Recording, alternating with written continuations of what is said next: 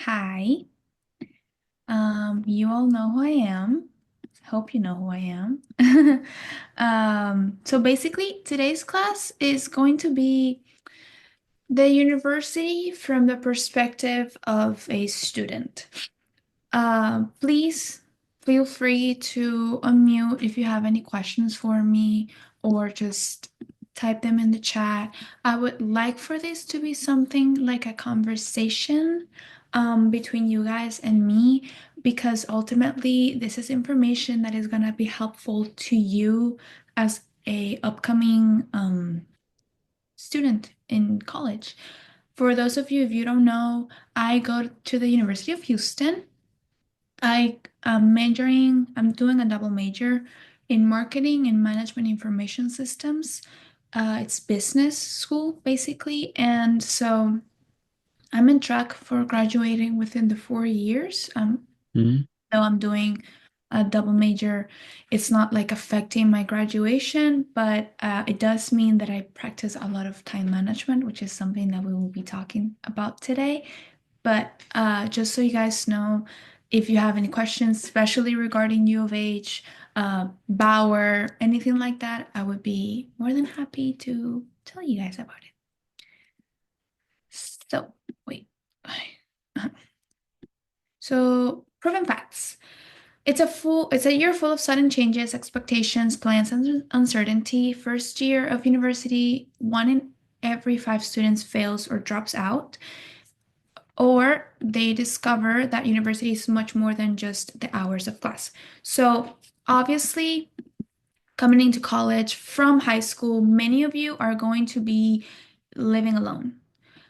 If you are in the dorms, even if you're not in the dorms, so I commute to U of H, and despite the fact that I commute, I am never at home because I'm always in class at the university or doing a club or at an event or working. So barely home ever. My house is basically like my dorm room, except that I have to share it with someone I don't know. But otherwise, I spend all my time at U of H.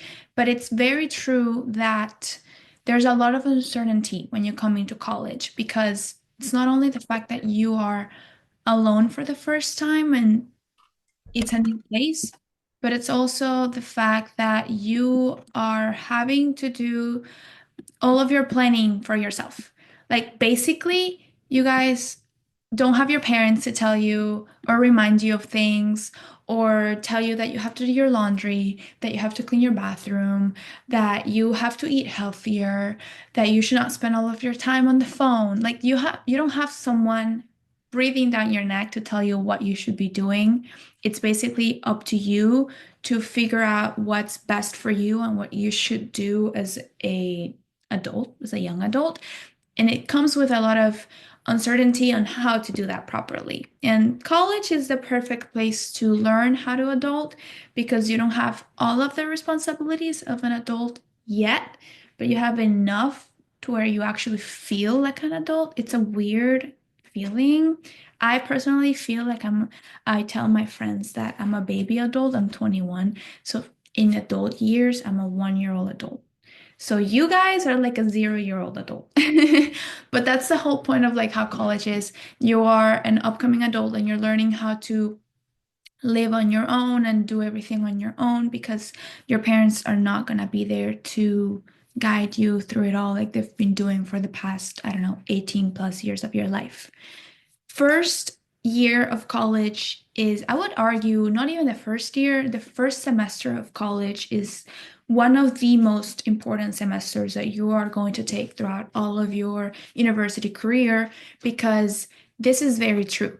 One in every five students fails or drops out. It's so easy to fail a class in college because it's not like how in high school where you're teachers, even if you're in AP classes, they still remind you of upcoming dates or things that you have to do. In college, the professors, they don't communicate that at all. They'll tell you it's on the syllabus, figure it out.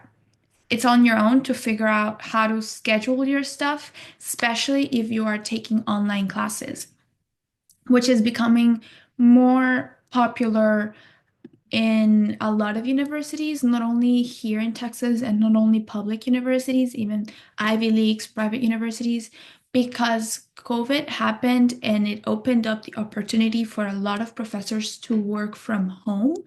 Many classes have become available only online. This semester, I'm taking two classes online, not because I wanted to take them online. I don't mind online classes. I personally like some classes more online than face to face, and we'll talk about that. But those classes were only available online. And online classes are especially hard to plan for because you don't have lecture. So it's basically like you have to teach yourself the class. The professor gives you all the material, and it's up to you to look at the videos, look at the PowerPoints, look at the chapters of the textbook, take notes about it, flashcards, do whatever you have to do to be ready for the midterm that comes in February, because that's when midterm starts for the spring semester. You start the spring semester um, the second week of January-ish, and then you have your first midterms on February, towards like the 14th of February. That week is when the first midterms happen. In the fall semester, you start mid-August, towards the end of August, like the 20th something of August, and then you have your first midterms that September. Those first midterms are really, really an interesting experience because a lot of people fail, if not everyone fails, because a lot of people don't really know how to study properly as a college student. In high school is completely different than it is in college. You cannot just like study 30 minutes before the exam like many people do in high school. That does not work in college because in college, it's not only the PowerPoints of the professor that you have to look at, but it's the textbook and it's their class notes, and everything could be on the exam. So it's really hard to manage your time properly, which leads to a lot of people failing or dropping out. That is the biggest thing that you guys, I urge you to learn right now as a high school student, is to learn what works for you when it comes to time management. And I'll show you guys what works for me. I'm a little bit extra. I'm not gonna lie. I do plan a lot and I plan ahead, but it's also because I'm doing a double major. So I need to be organized to stay on top of my credits and make sure that I'm gonna graduate within the 4 years. Because in college, even if you're not doing a double major like I am, you're just doing your regular major, you don't have a counselor that tells you which classes you should take. You have an advisor that you can do a meeting with them, and what they will most likely do is look at your stuff and tell you, oh, okay, you have to take this class, this class, this class, this class, this class, but I cannot help you on how to add them or if they have a prerequisite. So it's up to you to figure that out. The advisors are not really that helpful in my experience and in a lot of people's experience that I've talked to, friends and stuff. The advisors are not really that helpful. So it's in college, almost everyone is their own advisor. So it's important for you to learn not only time management in the sense of like studying ahead for exams and all of that, but also learn how to manage your time properly so you don't fall behind on graduation.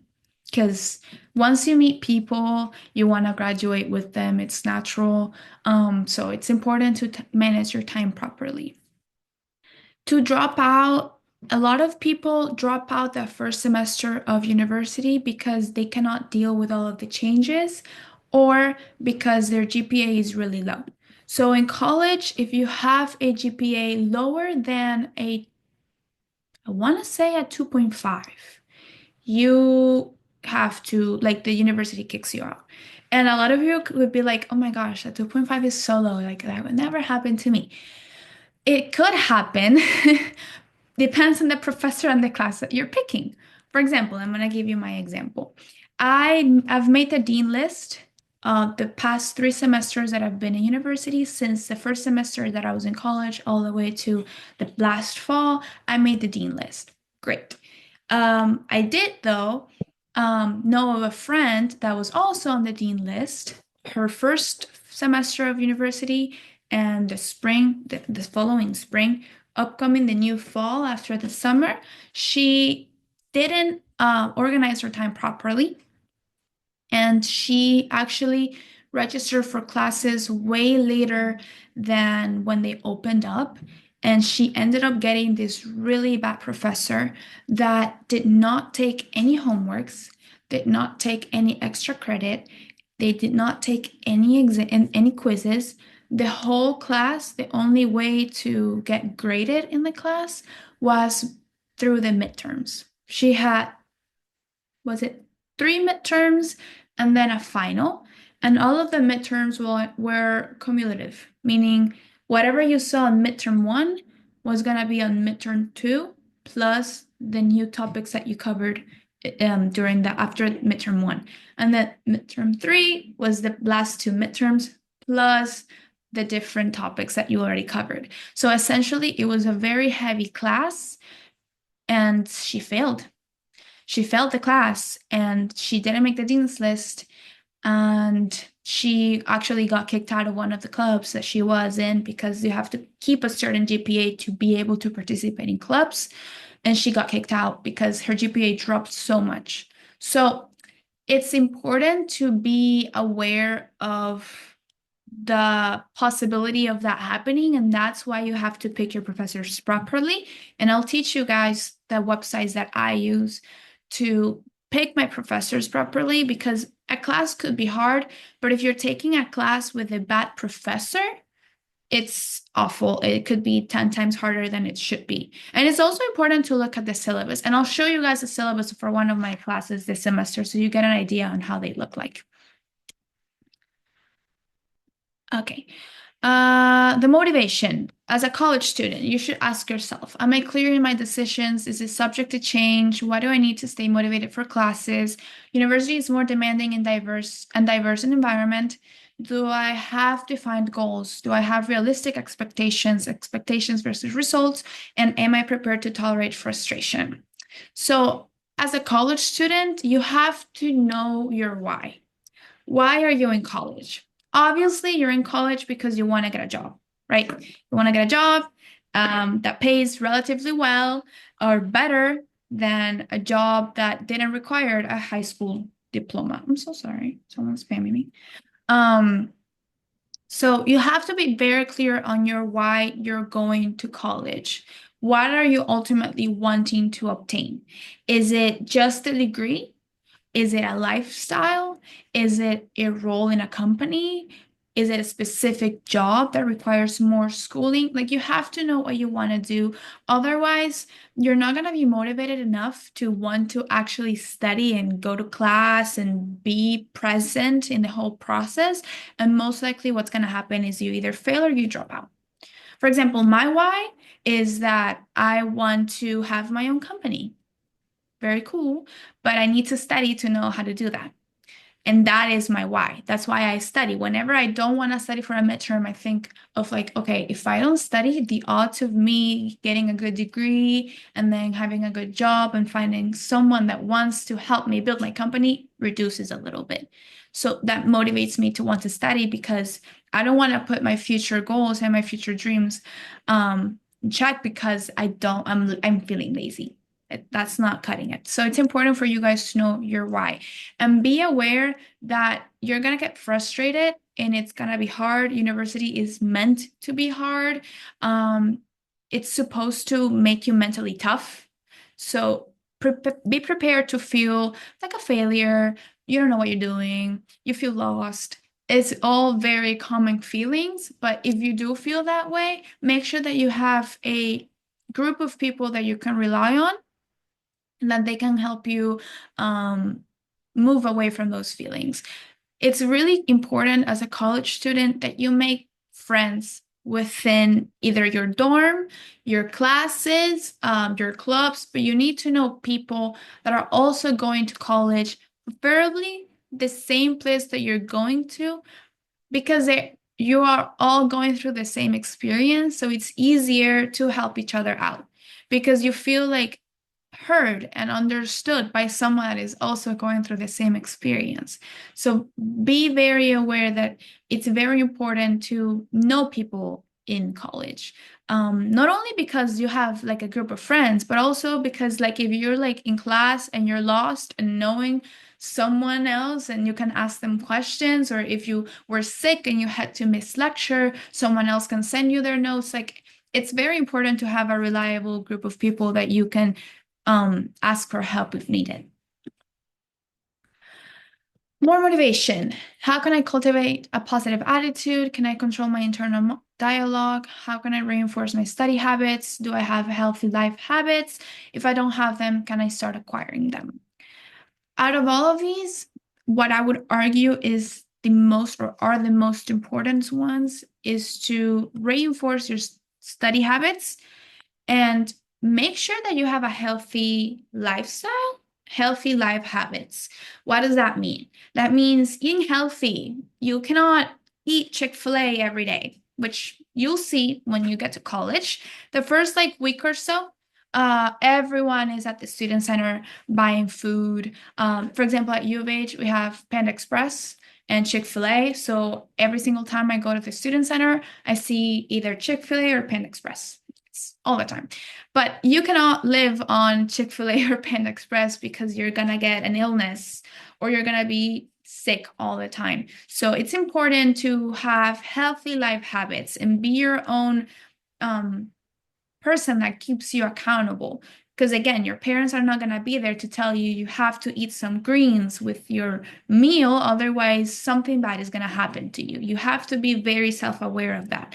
So, if you don't have healthy life habits now, the habit of working out, the habit of drinking water, the habit of sleeping, a lot of you don't sleep. And honestly, sometimes I don't sleep either because I have to study, and the night sometimes is the only time I have to study. But it's very important to start prioritizing those habits. You're gonna thank yourself later as a college student that you incorporated those habits now, because it's gonna be easier to keep them up in college rather than start them as a new college student, because you're already dealing with a lot of new things, new people, new environment, new food, new schedule, new everything. And then having to add on top of that new habits can be very hard as a to a person. So I would really urge you guys to start reinforcing those healthy life habits. Go to the gym at least 2 times a week, 3 times a week. Eat your veggies. If you don't like eating your veggies, do it as a juice. I don't like eating some of my veggies, but I have to because otherwise I'll get sick. So I literally put in a green juice, and that's what I drink in my mornings to make sure I have enough nutrients in my body. Because you'll get sick in college all the time. Everyone is constantly sick. Everyone gets this weird, like, it's not even like the flu or a cold. It's a weird thing where everyone is like sneezing all of the time. And then if you're here in Texas, Ahí está la cámara, nadie. you have Ponga- like the pollen season, and all of the allergies are really bad. So you're gonna get sick a lot. It's very important to be healthy to limit the chances of getting sick. And then reinforce your study habits. Like I said before, you cannot study 30 minutes beforehand for a quiz or an exam. You have to do a lot of work. You have to do a lot of readings beforehand, or write your notes. Like you have to start doing those habits now to study and set yourself up for success later on. So some ways I like to get organized is oh, that's my homework, y'all. Sorry. It's at Notion. I don't know if many of you know of Notion. Notion is a website, it's completely free where you can just like do anything you want with it, organize your whole life. I organize my whole life. Like I plan my travel, my trips with my friends. For example, this spring break, I'm going on a road trip with my friends. So I plan here what do I have to budget for that, whatever. My fitness plan, my meal plan, like what am I cooking for myself the whole week? What am I doing with the gym? because you have to go to the gym. I like to read, so I organize my whole life. My favorite tab out of my whole Notion is my assignments tab. Every single time I start a new semester, I look at the syllabus for every single one of my classes and I type out the name of the assignment, the status of the assignment, when is it due, what class is it for, what's the professor for that class, if there's like any like another name for the assignment, and then what do I have to do for the assignment. And this is for like all of my semester, which yeah, there's more. Wait, yeah. Mhm. And there's more. So this is like all literally until May. See, May 3rd. So that way I know what I have to do every single day to stay on top of my assignments for every single one of my classes. And I'm actually missing one of my classes here because I'm taking another class. I'm taking 6 classes in a lab this semester. So I'm actually missing one of my classes because the professor hasn't uploaded the syllabus, and I'll show you guys what a syllabus looks like. But it's very important to do something that helps you keep track of your assignments. Because in college, it's really easy to lose track of all of your assignments because every single professor thinks that you're only taking their class for some reason. So they expect you to spend a lot of time outside of class preparing for class. It's not like you can just show up to a lecture and that's it. Like you have to do the readings of the lecture before the actual lecture, type out your note or write down your notes. I like to write them down on my iPad. Write down your notes, have questions ready, and then once you get to lecture, the professor's expecting kind of like a conversation. Most of my lectures, if not all of my lectures, it's just my professor asking us like, what are you confused about on the chapter? Literally it. So if you didn't read the chapter beforehand, you are lost for lecture and then you are behind for like the whole class because probably you have a quiz by the end of the week about that lecture and about that chapter. So it's very important to stay on top of everything. I like to do Notion for all of my assignments, and then I also have an agenda. I know a lot of people are not big on like actual writing down your things, but I happen to really like writing down my things. I like pen and paper. So I have like my agenda and I time block. So I know like from, I don't know, 11 to 12:30 I'm going to the gym. And then from 2 to 3 I have to watch a Zoom that I have with one of my professors. And then I don't know, from 4 to 6 I have to go to like a club for my coding club, like stuff like that. Like I like to time block myself so I know exactly what I have to do and when to organize my whole life essentially. So find whatever works for you. Notion and this works for me. Some people like to have reminders on their phone. Some people like to have a big calendar. For example, my best friend, she has a big calendar on top of her bed where she plans out the whole month ahead. So she knows like the assignments per month and all of that. So find out whatever works for you, but find out quickly and before you start classes as a college student because you're going to be thinking yourself. And the best way to plan yourself ahead is to look at the syllabus for your classes. So my U of H uses, oh, if you like my Canvas, I customized it. You get to do this in college. Anyways, um, my university uses Canvas. Not all of the universities use Canvas. Some universities use Google Classroom, Blackboard, I think one of them is called. So it depends on what your university uses. Thankfully, U of H uses Canvas, and they actually like let you customize your stuff. I added the whole pink and Snoopy theme because I like Snoopy, but whatever. What I wanted to show you guys is that there's this extension on Google where you can put all the assignments that are due for that week. So this is something else that I do on top of that to stay organized. Question. Oh, it's so cute. Thank you. Thank you. I like to customize my stuff because if I don't like how it looks like visually, then I'm not motivated to study. So I like to have like my cute pens and like my color coded stuff because it just motivates me. That's what keeps me going, honestly. You have to find whatever makes you happy. Um, Oh, thank you guys. Yeah, I like it. But what I wanted to show you was this extension where you can actually have all of your assignments for that week show up. And once you finish them, it just crosses over. So this is something else I do to stay organized on top of my Notion and on top of my agenda because it's so easy to lose track of every single assignment that you have to do. What is the name of the extension? So the extension is Better Canvas right here. It's Ah, Better bueno. Yes. Oh, okay. I think that was a mistake. Anyways, it's called Better Canvas. KDSD does not let y'all use it. For some reason, they block it. U of H does not, so that's why I use the extension. And I actually learned of this extension during my new student orientation at U of H. They literally taught me it at U of H. So this is something a lot of universities let you use. Something else I added on my Canvas was this circle that is like every single class that I have. So these are all the assignments per class. Like for example, my management class, I have 5 assignments and I've done 3 of them. So I'm 60% done with that class this week. So it's just ways that I find myself to, that I found for myself to stay organized and on top of everything that I have to do in terms of college. And the syllabus.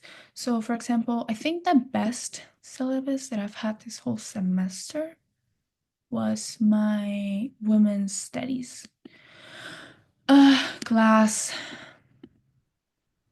So this is like how a syllabus looks like in college. You have like the course description, the objective, the prerequisites. A lot of classes have a prerequisite. The course format, in this case, this course is online, so it's all completely asynchronous. And the professor tells you like all of the assignments that you have to do throughout the whole semester. So I will have to do a 2 to 4 minute introduction video that is 10% of my grade, and it's due February the 2nd, and it'll tell you what it's supposed to be about. A digital collage, 10% of my grade, due also that Sunday. I have a discussion board post every single week, due every Sunday at 11:59. Oh my gosh, 3 600 word film analysis papers, and then the due dates for that, and then multiple choice quizzes, the due dates for that. I have to do a final project and I have to go and interview people about a topic. That is a lot of worth of my class. And then what I like about this syllabus specifically is that it tells you by week. Like week 1, this is what you have to read, this is what you have to do. Week 2, this is what you have to read, this is what you have to do. This is very helpful to me because I know exactly what I have to do by week and when I have to submit everything. And then the grading format. It changes per class. Some classes, and I'll show you my business class, they do not do like letter grades. They do points. So you have to like you get certain amount of points by doing certain stuff or showing up to class. So it depends on the professor, honestly, how they want to organize their class. So this is what a syllabus looks like. And then this professor, which I actually really like the syllabus now that I'm thinking about it, it tells you even the criteria for evaluation. Not all professors do this, by the way. That's why I picked this syllabus because this is a really good syllabus. And then I'll show you an example of a syllabus that I actually hate. Let's see, it's this class. And you might be wondering, why are you taking women's studies and why are you taking listening to classical music as a business major? Because I have to, because in the state of Texas, you have to take electives to graduate. I have to take 6 electives to graduate. So when I have really hard classes, like for example, I'm taking this management class, which is a really heavy class. I'm taking this business class where I'm doing a project for CoconaPhillips. So that's also a very hard class because I have to devote a lot of time for it.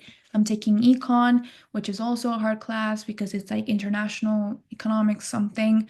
I'm also taking accounting and it's lab. So because I'm taking all of those really hard mathy classes, I wanted to take 2 classes where I didn't really have to think about it. It would just be a GPA bump. And this is something that I highly recommend you guys to do as a college student whenever you learn how to plan like your classes and everything, make sure that you're integrating some easy classes into your semesters to give you a GPA bump. Because if you're taking a lot of hard classes, all of those classes require a lot of time outside of class to study for them, and sometimes it's hard to manage, and you might dedicate more time to one class than another one, and then you get like a bad grade. It happens a lot. So, for example, my boyfriend, he's an engineering major, and so his semesters are completely different from mine. I'm sorry. That's my dog. Um, his semesters are completely different from mine. He's like taking calculus 3 and like physics whatever. So that's really hard to keep up with. And he's the one that actually taught me this, to take easy classes that are going to be a GPA bump, because that way you kind of preserve that GPA as much as you can. So when you are, sorry, someone is like unmuted. If you could please mute yourself, thank you. Unless you have a question. Anyways, because whenever you're giving your resume to recruiters, they like to see that you have like a really good GPA, especially if you're like applying to like STEM related jobs, engineering, bio, if you're medical school, like your GPA really does matter. For example, in business, it's not so much our GPA as much as our experience with like companies, but still, for me, for example, I'm thinking of getting my MBA, a master's, so I need a certain GPA to be able to apply to a really good MBA program. So it matters to me. And that's why I try to incorporate easy classes when I'm taking hard classes as well to preserve that GPA a little bit. This class has a not so good syllabus. Where is it? I think the professor might have deleted it actually. Maybe he did. I think he did. Okay. Mhm. Is it on assignments? No. Okay, well, he deleted it. I'll email him about it later. Sometimes that happens too. I'll show you guys my oh, this one about my business class this semester. Um, where is the syllabus? Right here. Okay, so this is my business class, and this is how, oh, this is the grading that I was telling you guys about. It's not like a grade, it's like an amount of points that you have to get to be able to achieve this like letter grade. It's weird. So this is his syllabus. Completely different from my other professor's syllabus. This syllabus is way more confusing. I just don't like how it looks like. It's not telling me what I have to do for each thing. It's just telling me the name of the assignment. So I have to figure out what I have to do for each assignment. And it's telling me when it opens and when it's due. That's all it's telling me. But for example, like for this top hat, chapter 8, or whatever, it's not telling me when it opens, it's just telling me when it's due. So could I do it right now? Probably. Does that make sense? No, because I don't know what goes in chapter 8, and I'm pretty sure I have to look at chapter 7 before and chapter 6. You know what I mean? But this is not a very visually appealing or helpful syllabus. So you have to look at this every single time you start class, and every single time you have a question for like a professor, they'll tell you it's on the syllabus. Look at the syllabus. So you have to memorize this thing. Otherwise, you will not survive in a class. Do I have any questions about that? How to organize your time? Nothing? Okay. Oh, and something else I like to do. Again, I said I was a little bit extra. I warned y'all. Because I'm doing a double major and I have to do a lot of classes to graduate here at U of H from Bauer. You have to take 120 credit hours. Each class counts for 3 credit hours because you're either taking it Monday, Wednesday, and Friday for 1 hour, or Tuesdays and Thursdays for an hour and a half to complete the 3 hours. And then the labs, they are another additional hour, but they do not count towards like graduation purposes.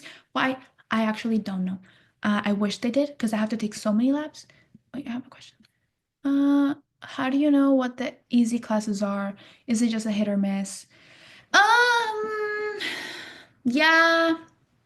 It is a hit or miss.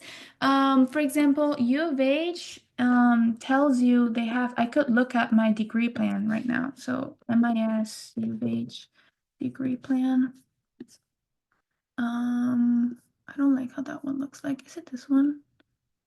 It is this one. So for example, this is like what I have to do for my MIS degree, my Management Information Systems degree. U of H tells you by semester. But for example, I don't know if these classes are hard. I know that my management class is hard right here because it's a 300 level course. And I've heard from other people that are like more advanced in their major than I am that it's a hard class. That's how I know. But you actually, it's very hit or miss. Um, that's why I told you all college was an interesting process. Um, what else? What else? With being so busy, how do you know when to take time for yourself or keep balance in general? That's why I like to time block because not only do I block my time to study, I also block my time to relax, to enjoy my time with my friends, to hang out with my family, to see my parents, to call my grandma. I plan that out. And it sounds a bit weird for y'all to like hear someone be like, "Oh, I have to plan out my free time." You do have to plan out your free time because you're in charge of your time. And if you don't plan out your free time, you can get burned out, which is something that happens to a lot of college students.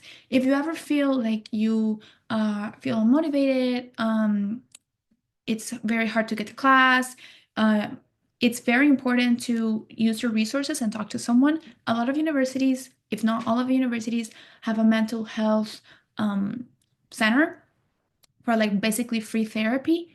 Take advantage of that because therapy is very expensive and you get it for free. So if you ever feel like you just don't have the motivation to do anything anymore, please go to talk to someone about it. They are professionals that are specialized in college students going through burnout. But in order to avoid burnout, you have to plan free times. So, for example, in my case, I go to class every single day except Friday because I wanted one day off from class, but I work Mondays, Wednesdays, and Fridays. So I still have to work on a Friday, but I don't have to go to class. Means I don't have to drive to U of H, which is great.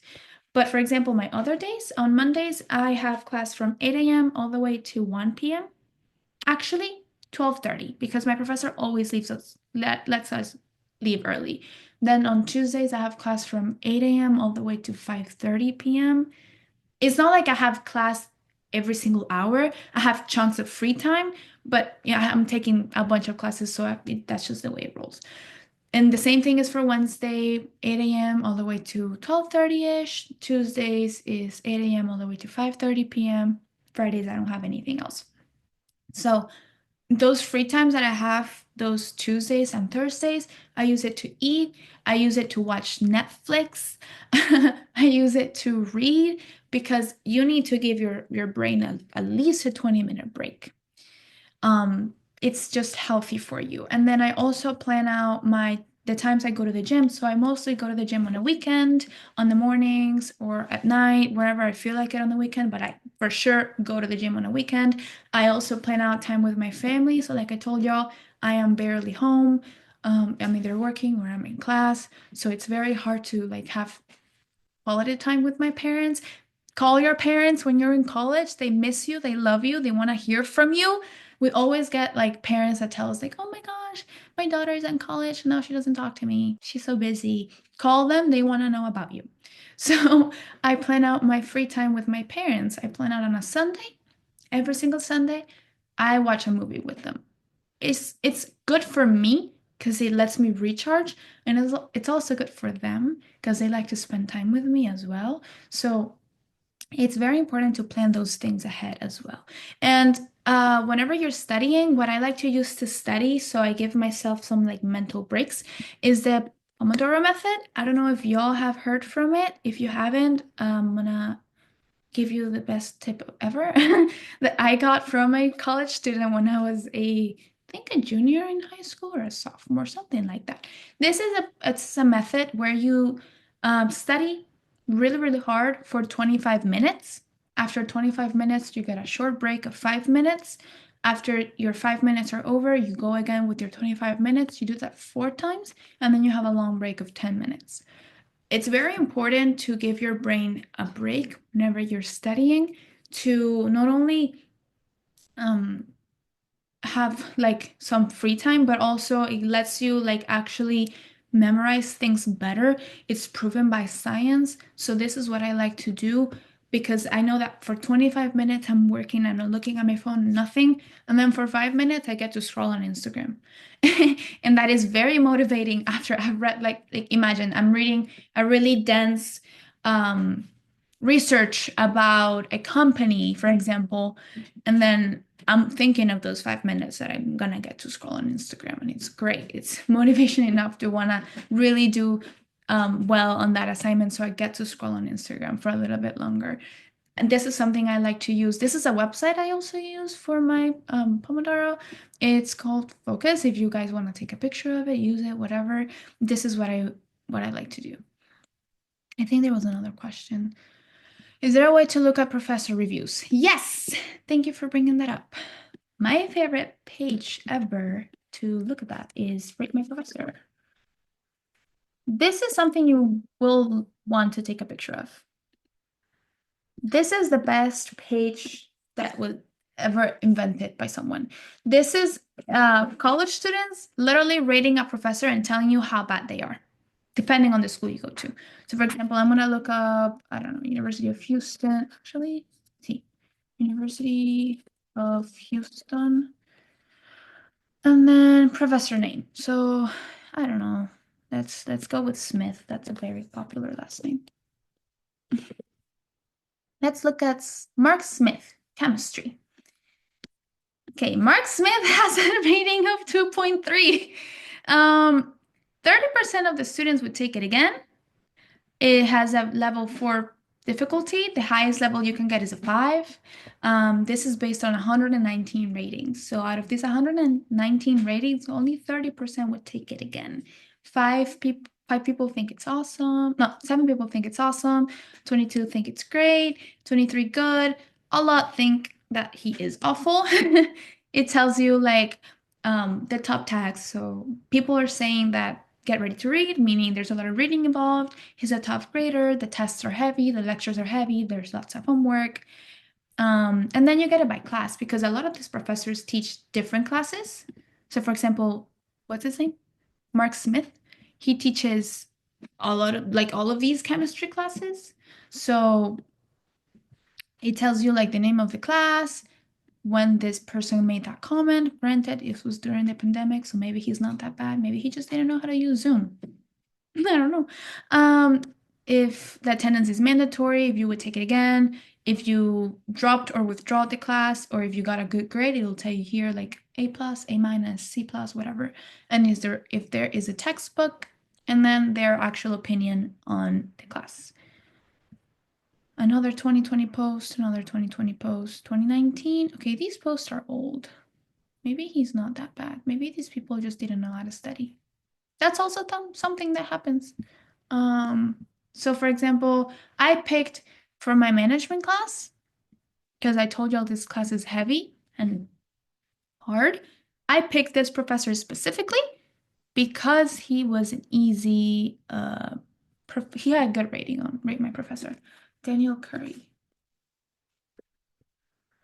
Curry? Yeah. He has a 4.4. He has a good rating. 90% say they would take it again. He has a level difficulty of 2. Does that mean that he's a bad professor because the level of difficulty is 2? No. That just means that he gives you a lot of assignments that will help you to keep that grade as high as you can. So when that hard midterm comes up and your grade inevitably goes down, it doesn't go that down. And what I always recommend to people is to pick professors that have a level difficulty of 3.5 or below, because those are the professors that most likely you can actually reach them on email. They have office hours, which is like tutorials, I guess it's what's called in high school. I don't know if they still call it like that. Um, And definitely go to office hours when you're a college student. Definitely go to office hours. Even if you think you understand the topic, I would still go to office hours because sometimes the professors give you like tips or hints on how to understand a question that might maybe come up on the midterm. That's happened to me before. In my last class, my last semester, I'm sorry, I had this marketing class and my professor was really nice, but she was a hard grader. And I was really worried. I didn't want to do bad on that class because marketing is one of my majors. I'm doing two majors, right? So marketing is one of them. And I really wanted to do well in that class so I could have a good GPA related to that major. And so I always went to office hours, her office hours, even when I felt like I understood the topic that we covered in lecture. And she actually taught me a bunch of things that were not on like on the syllabus or like in lectures, but that helped me understand the concept of that class better. And I actually performed really well in that class. And she invited me to do research for her at the U of H. And I'm actually going to do research for her on beginning March. So it was great. Not only did I get a good grade on my class, but I also got a really good opportunity and I networked with someone that, was in the industry that I want to break into. So it's very important to not only think of like the professors as like, oh yeah, your teacher, but also someone that is going to possibly help you get a job at some point. They have contacts. It's important to be in the good graces of your professors. So I picked him because see, people had like an A plus. Attendance is not mandatory. There's a textbook, another A, another A. So this is a page that I highly recommend you guys to use whenever you are in college. I have to leave early. Will this be recorded and shared? Yes, this will be recorded and shared. And recommendations are good too. Yeah, so there's a lot of ways to know about professors. I don't only use Rate My Professor, I also, there's Reddit. I highly recommend Reddit because people are really honest in Reddit. And sometimes you need honesty about the professors. Like this past semester, I had to take one of my labs and the professor that I had for that lab didn't really have a good rating on Rate My Professor. And then I looked them up on Reddit, and the people were like, she's not bad. She's just unorganized. So if you're able to figure out her syllabus, you're gonna be fine. The class is actually easy. You just have to be organized about it. I ended up taking it and I got an A. It wasn't that bad.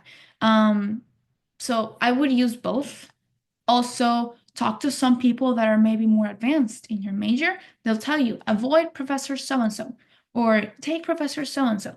They'll tell you, like, what to do about that.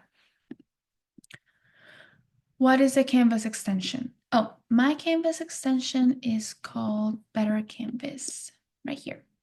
This one, Better Canvas.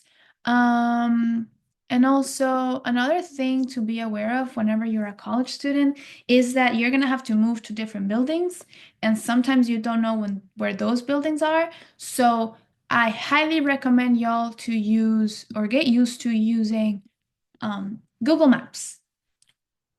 Apple Maps or whatever it's called, it does not work on college campuses for some reason, but Google Map does work and it's very cool because whenever I was a freshman in college, before I even started my first semester, I was so scared. I didn't know where my classes were and I didn't want to be lost and I didn't want to like be late to a class and everyone is already in class and I open the door and then everyone looks at me and it's awkward. Like I didn't want to go through that, which happens a lot more than you think. So I talked to some people that were already at U of H, were already at Bauer, and they told me, no, hey, use Google Maps. Google Maps tells you like the name of the building, and you can actually have it help you walk through campus to get to that building. So that was really helpful for me because I was not lost and I was not late to my classes, which was great. Until you get the hang of it. And then by my, like now, by this semester, I know the campus. Like I know where each building is and I don't need the map anymore because I know where things are. But my first semester, I was so lost. So it's very important to look at that as well. And walk your classes. If you are living on campus, you move in a week before classes start. So walk your classes. Make sure to make time for that so you are not lost. Because most likely your classes, your first semester of college are going to be big classes, 400 plus people. most likely. So make sure that you're not late to your classes because that way you can get like the really good seats.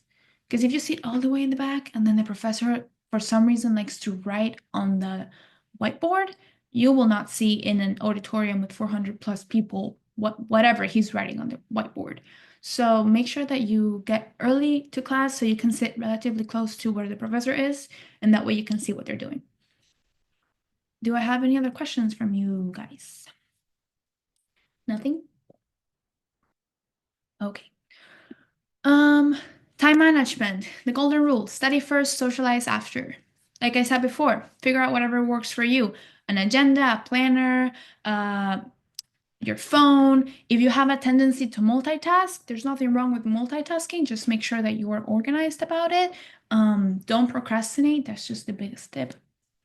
And then whenever you're in college, you're on your own, you want to go out with people, meet new people, whatever. Remember that you're there to get a degree. So don't spend all of your time out with people because you need to allocate time to study as well. Do I avoid leaving my homework for last minute? Can I study offline? How has confinement affected my sleep, eating, and working out routines? Like I said before, just plan out ahead every single thing that you have to do. That way, you don't have to worry about leaving homework last minute because you already planned for it. For example, if I have an assignment in the syllabus, it says that it's due this Sunday on my Notion and my agenda, I make it due this Saturday. So mentally, I'm like, okay, I don't have as much time as I think I have. And if for whatever reason I don't get to submit that assignment a day before, I still have one day to submit it. I leave myself some wiggle room in case something happens. I had to stay later for class or like I had an whatever thing come up. I leave myself some wiggle room so I don't have to email my professor like, hey, I'm sorry, I submitted this late. Will you still take it? They won't take it. It's awful. It's really mean.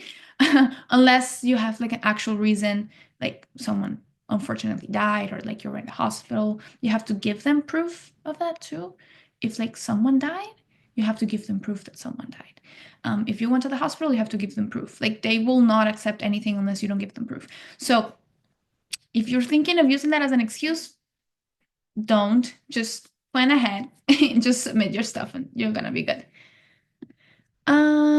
Usually when do you have to choose your classes? So your classes, you guys have to choose your classes after you do your new student orientation.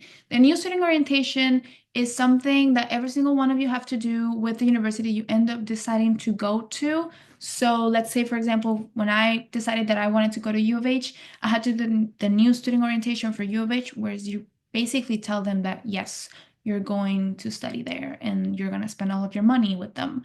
So they open up, it's basically like an overnight stay. It happens from, I want to say mid-May all the way to like the first week of August-ish, kind of like the week, it ends the week before people move in. So I would say the first week of August is when they stop offering new student orientations, and it's up to you to sign up for them. That way, you ensure that you're telling them yes, that you're going there. Not only that, though, whenever you guys decide that you're going to, I don't know, in my case, U of H, do your new student orientation, sign up for the new student orientations that are the earliest dates available. Why? Because after you do your new student orientation is when the university will let you pick your classes for the fall semester. And if you don't pick your classes early, people will pick the good professors, and you're gonna be stuck with the professors that have a 2.2 rating on Rate My Professor or worse. So make sure that you are picking your new student orientation early so you get to pick your classes early for the fall semester. Not only the professors, the times. You might get stuck with like a class that starts at 7 p.m. and ends at 8. It's happened before. I've had people that's happened to. Thankfully, that's not happened to me yet. I hope it never does because I don't want to stay on campus past 6:30, but sometimes it happens. So make sure that you are doing your stuff early so you get to pick your classes early with the good professors and the good times. And you'll know when the new student orientations open because the university will send you an email.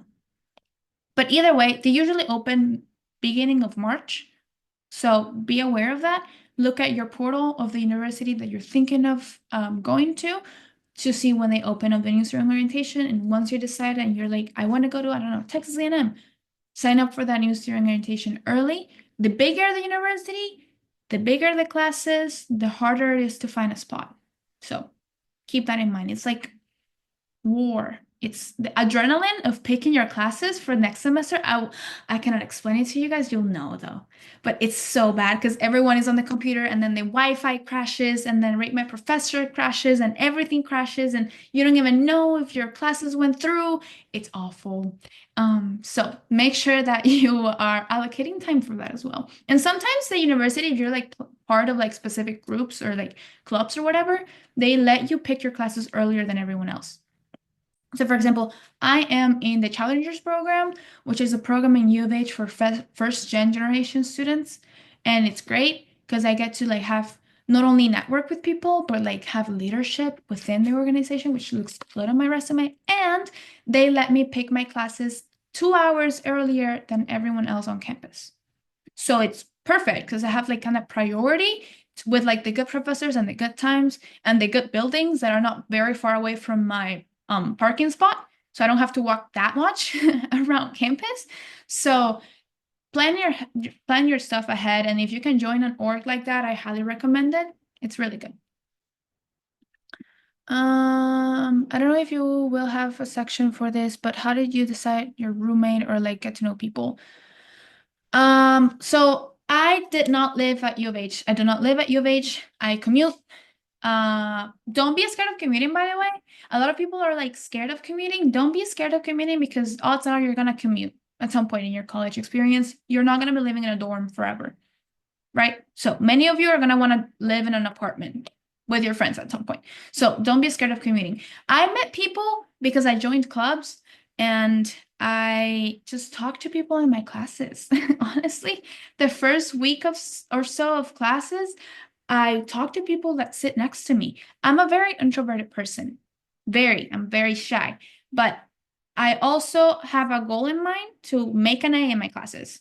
And if that requires getting out of my shell and talking to people that are next to me so I can get their numbers and have like a group of people I can rely on in case something happens, I will do it. So get out of your comfort zone, just talk to people. Everyone is scared. Everyone in college wants to make friends and no one knows how to approach people. You're not gonna be the only one that's gonna be feeling socially awkward. So just get out of like your comfort zone and you have to talk to people.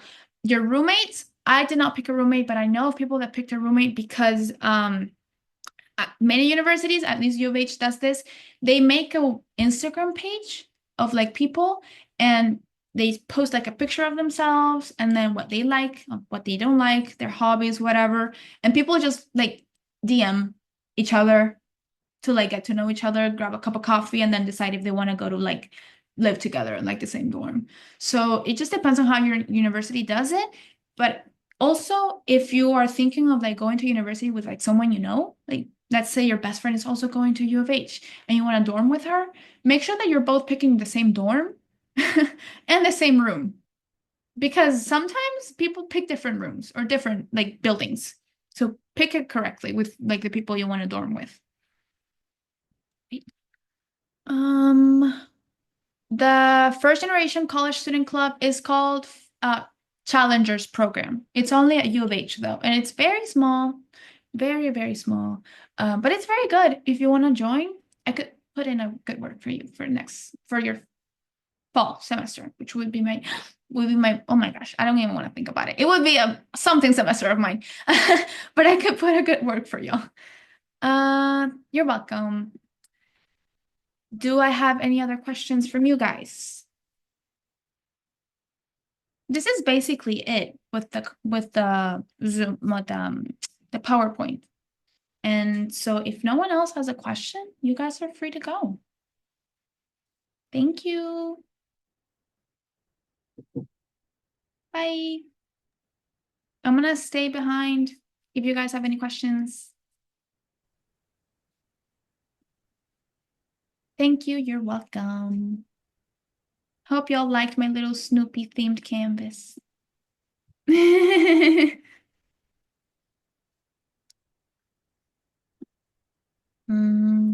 you. Thank you so much. You are so welcome. Please come by, visit me. I'd like to get to like know you guys and know what you guys are doing. It's fun to me. You're welcome. Bye. Thank you. Hey, Gummy. Yes. So, I just wanted to talk to you about like the college I got into. Let me stop the recording. Okay. Wait. Okay, go ahead. Now it's not recording. So, I got into the University of Houston, but not for the major I was hoping. I got it, they accepted me for my last option, Which was? integrated studies. Okay, no worries. Don't freak out. I did not go into Bauer the first time I applied. I got into U of H as a psychology major, because that's what they accepted me as. Not because I didn't have the GPA for Bauer. They actually told me that they didn't accept me because they didn't have enough space in the program. So sometimes it's not that they don't accept you because you're not good enough. It's they just physically don't have enough space to occupy as many students. But don't freak out. It's okay if you got accepted as integrated studies. Are you thinking of sticking with U of H? Yes, definitely. Okay, so this is the plan that you're gonna do. What do you wanna actually do? Engineering, STEM? Yeah, I want to do industrial engineering. Okay, cool. So whenever you're in college, despite your degree saying integrated studies, you don't have to take classes as an integrated studies major. You can take your basics. Every single college student has to take two English, two history, and two governments to be able to graduate in the state of Texas. So what you're gonna do is that you're gonna take an English, a history, a government class. That's three classes. And then you're going to look at, and I can actually help you if you want on Friday, we can like set up a Zoom and I can help you look at this better. You're gonna look at the requirements to transfer as a U of H student to Cullen College of Engineering. They tell you like specific classes that you have to take and specific like GPA that you have to have. You're gonna look at that list and you're gonna pick those classes. And that's what you're gonna do. You're gonna finish all of the prereq classes to apply to Cullen College of Engineering, and you're gonna take your basics. And that's it. You don't have to take integrated studies. Because, like I told you guys, you don't have a counselor in college. So it's not like someone is going to tell you, you are not following your degree plan. They don't care that you're not following your degree plan. They won't know that you're not following your degree plan. So that's what you have to do. Once you have all of the classes required, you just do your application to Cullen and you're going to get in. It's way easier to get into those hard majors as a transfer student from U of H than as a freshman coming into college. Mm-hmm. So Yeah. no reason to freak out. And like I said, we can set up a Zoom on Friday or whenever you're available. And I can help you actually like show you where you can find the prereqs. For example, my boyfriend did not get into Colin right away either. He actually went to community college first for his first year as a college student. Then he transferred to U of H. He didn't get into Cullen because he didn't have enough space, so he had to take all of those prereq classes. He aced them because for some reason he's good at math, which I wish I were, we should not. That's okay. And then once he aced all of them, he just applied to Cullen and he got in. And now he's applying to like a program with NASA that they're doing with like U of H and NASA. So like it's you don't have to feel like I'm such a failure because I did not get into the major I wanted. No, it's just redirection. And don't freak out. And if you want to go to U of H, oh my God, that's so exciting. I can help you pick like your classes and then like your parking spot because I'm assuming you want to commute. Yeah, for sure. Really, I got you. And then like the cool cafes where you study. I got all the spots for y'all. Yay! But if you want, you can text me on WhatsApp if you want to like meet on Friday and I can help you look at that better. Okay. I do have to tell you, I did do a lot of dual credits, so I have very few classes left to finish the core curriculum. But Okay, I mean, but it's because plenty, I guess, for the first semester. you still have to take your liberal arts classes. You have to still take your creative arts, your science courses. That's why I'm taking my gender women's studies class and my introduction to classical music. Need a liberal arts class and an art class to graduate in the state of Texas. So I just took them right now. So everyone has to take that. Of So course. you still have to take classes that you have to take. Don't forget about that. Okay. Thank you. See you. Bye bye. Does anyone else have a question for me?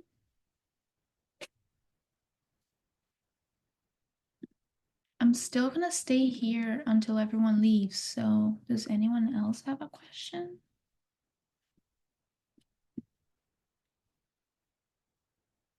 No.